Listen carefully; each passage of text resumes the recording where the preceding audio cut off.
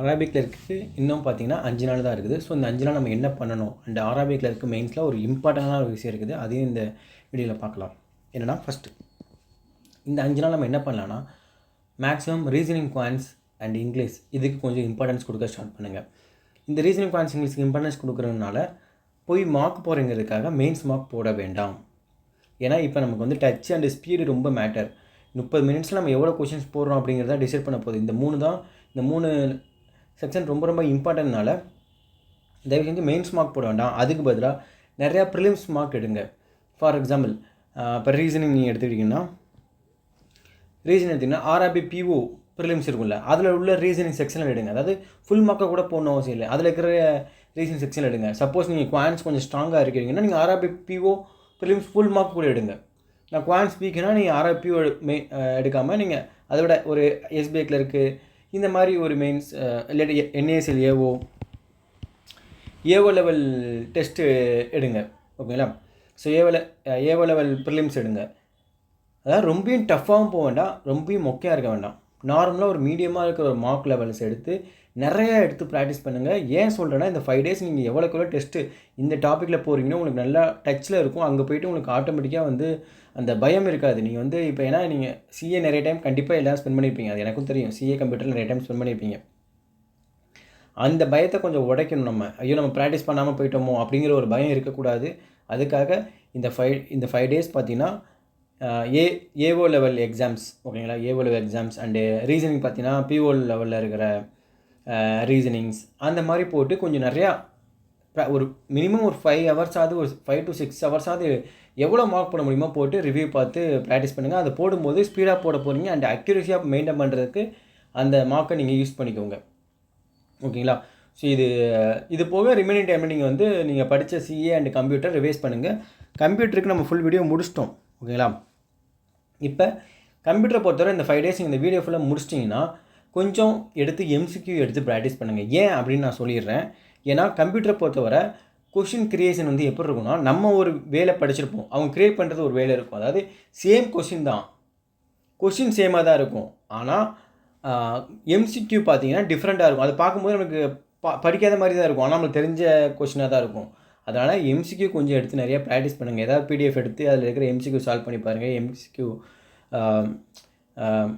Try பண்ணுங்கள். ஓகேங்களா? So இந்த ரெண்டும் வந்து பார்த்துக்கோங்க. ஸோ சிஏ ரிவிஷன் பண்ணிக்கோங்க, கம்ப்யூட்டர் வந்து கொஞ்சம் எம்சிக்யூ எடுத்து நிறையா சால்வ் பண்ணுங்கள். தென் இந்த 3 செக்ஷனுக்கு தயவு செஞ்சு கொஞ்சம் நிறையா டெஸ்ட்டு, ரொம்ப டஃப்பாக டெஸ்ட் எடுக்காமல், மெயின்ஸ் டெஸ்ட் எடுக்காமல் ப்ரிலிம்ஸ் டெஸ்ட்டு நிறையாவே எடுத்து போடுங்க. ஓகேங்களா?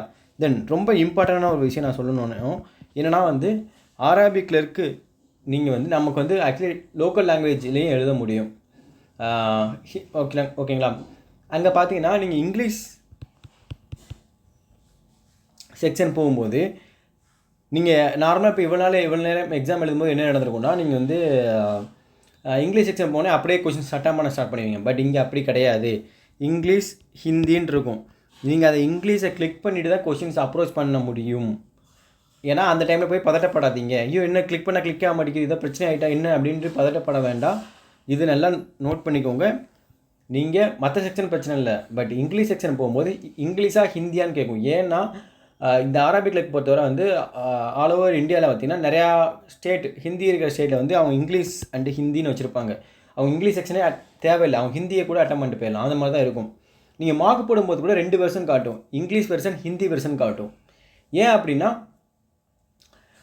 இது வந்து ஹிந்திலையுமே இருக்குது, இங்கிலீஷே இருக்காது. அவனுக்கு அந்த இங்கிலீஷ் சப்ஜெக்ட் பதில் அவனுக்கு ஹிந்தி இருக்கும். ஸோ அதனால் நீங்கள் தயவு செஞ்சு இங்கிலீஷ் செக்ஷனை போகும்போது இங்கிலீஷ் ஹிந்தின்னு இருக்கும், அதை இங்கிலீஷை கிளிக் பண்ணிட்டு கொஷினை ஸ்டார்ட் பண்ணுங்கள். அப்போனா தான் உங்களால் கொஷின்ஸ் நீங்கள் கிளிக் பண்ணுற ஆப்ஷன் கிளிக் ஆகும், இல்லாட்டி கிளிக் ஆகாது.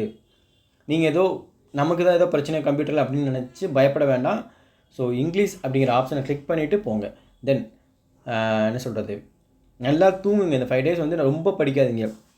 ஒரு மினிமம் ஒரு 8 to 7 ஹவர்ஸாவது ஸ்லீப் பண்ணுங்கள். ஏன்னா எவ்வளோக்குள்ள நம்ம வந்து பிரெயின் வந்து என்ன சொல்கிறது ஆக்டிவாக இருக்கோ அதுதான் நம்மளோட அவுட்புட்டாக வரும். எவ்வளோக்குள்ள அது வந்து ரிலாக்ஸாக இருக்குதோ அதான் நம்ம அவுட்புட்டாக வரும், உங்கள் அட்டெம்ப்டாக வரும். ஸ்ட்ரெஸ் பண்ணாமல் நல்லா நீங்கள் கண்டிப்பாக நல்லா தான் பண்ண போகிறீங்க அப்படிங்கிற நம்பிக்கை நீங்கள் முதல் வச்சுக்கோங்க. பயப்பட வேண்டாம். ஐயோ இந்த எக்ஸாம் நம்ம கிளியர் பண்ணியே ஆகணுமே, இது கிளியர் பண்ணால் என்ன நடக்கும், அதெல்லாம் நம்ம வந்து அடுத்து பார்த்துக்கலாம். இப்போதைக்கு இந்த எக்ஸாம் போய் நான் எழுதிட்டு வரணும், அவ்வளோதான். நீங்கள் செஸ் பண்ணுற ஒவ்வொரு விஷயமும் உங்களுடைய அட்டெம்ப்டை ரெடியூஸ் பண்ண போகுது அப்படிங்கிறத மைண்டில் வச்சுக்கோங்க. தென் ரீசனிங் பொறுத்தவரை ரீசனிங் ஒன்ஸ் 2மே நான் சொல்லிடுறேன். கொஸ்டின் செலெக்ஷன் ரொம்ப ரொம்ப முக்கியம். ஏன்னா 30 நிமிஷம் தான். அப்படிங்கும்போது தயவு செஞ்சு பிளட் ரிலேஷன் ஈவன் தான் அவன் ஈஸியாக கேட்டால் கூட கொஞ்சம் கடைசியாக வச்சுக்கோங்க, முதலே வேண்டாம். சப்போஸ் அவன் டஃப்பாக கேட்டு அதில் நிறைய பேர் ஸ்டக் ஆகாமல் இருக்கிறதுக்கு எப்படினாலும் நீங்கள் அட்டெம்ப்ட் கொடுக்கும். அதாவது நமக்கு தேவை வந்து அந்த பிளட் ரிலேஷன் போகிறது 3 மினிட்ஸ் எடுக்குது. அந்த 3 மினிட்ஸில் வேறு கொஸ்டின் போட்டாலும் 3 மார்க் கிடைக்குதுன்னா போகுது. ஸோ சப்போஸ் அவன் ஈஸியாக கேட்க கஷ்டமாக கேட்க நமக்கு தெரியாது, ஆனால் அதை ஓப்பனிங்லேயே எடுக்க வேண்டாம், கொஞ்சம் பேக்கில் வச்சுக்கோங்க. ஏன்னா ஒரு அட்டெம்ப்ட் ஏற்றிட்டு அப்புறம் போங்க. அதை நிறைய பேரும் தப்பு பண்ணுறீங்க. பிளட் ரிலேஷன் ஓப்பன்லேயே எடுத்து அதை சப்போஸ் ட்விஸ்டடாக வச்சோன்னா நமக்கு அந்த டெஸ்ட்டே சோடி முடிச்சிடும் அந்த பிளட் ரிலேஷன். ஸோ அதனால் பிளட் ரிலேஷன் வந்து கொஞ்சம் பேக்கில் வச்சுக்கோங்க. ஸோ அதுக்கு முன்னாடி மற்ற கொஷின்ஸ்லாம் கொஞ்சம் அப்ரோச் பண்ணிட்டு கடைசியாக கொஞ்சம் போங்க அதுக்கு. தென் குவான்ஸ் அண்டு ரீசனிங் பொறுத்தவரை கொஸ்டின் செலெக்ஷன் ரொம்ப ரொம்ப ரொம்ப ரொம்ப முக்கியம். அதனால் அதுக்கேற்ற மாதிரி லெவல் ஆஃப் கொஷின்ஸும் ஈஸியாக தான் இருக்க போகுது. நீங்கள் பயப்படுற மாதிரி ஒன்றுமே இல்லை. டிஏ சப்போஸ் அவன் கொஞ்சம் ட்ரிக்கியாக கேட்குற மாதிரி இருக்குன்னா ட்ரிக்கியாக இருக்காது, அதாவது பிஓ லெவலில் இருக்க மாதிரி இருக்காது. ஆனால் அங்கே இருக்கிற டைரக்ஷன் நோட்ஸ் இருக்குல்ல, அதை கொஞ்சம் கிளியராக கேர்ஃபுல்லாக படிங்க.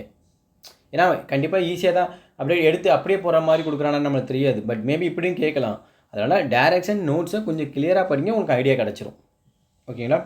ஸோ இதெல்லாம் பார்த்துக்கோங்க. நீங்கள் நிறையா ப்ராக்டிஸ் பண்ணியிருக்கீங்க, அது உங்களுக்கு கண்டிப்பாக ஹெல்ப் பண்ணும். ஸோ ஸ்ட்ரெஸ் பண்ணாதீங்க, ஹாப்பியாக போயிட்டு ஜாலியாக போயிட்டு வாங்க. இங்கிலீஷுமே ரொம்ப ரொம்ப ஈஸியாக தான் இருக்க போகுது. அதனால் இங்கே அந்த ஏஓ லெவல் டெஸ்ட்லாம் எடுக்கும்போது இங்கிலீஷை கொஞ்சம் அக்யூரேசியாக போட ட்ரை பண்ணுங்கள். டச்சப்லேயே இருங்க.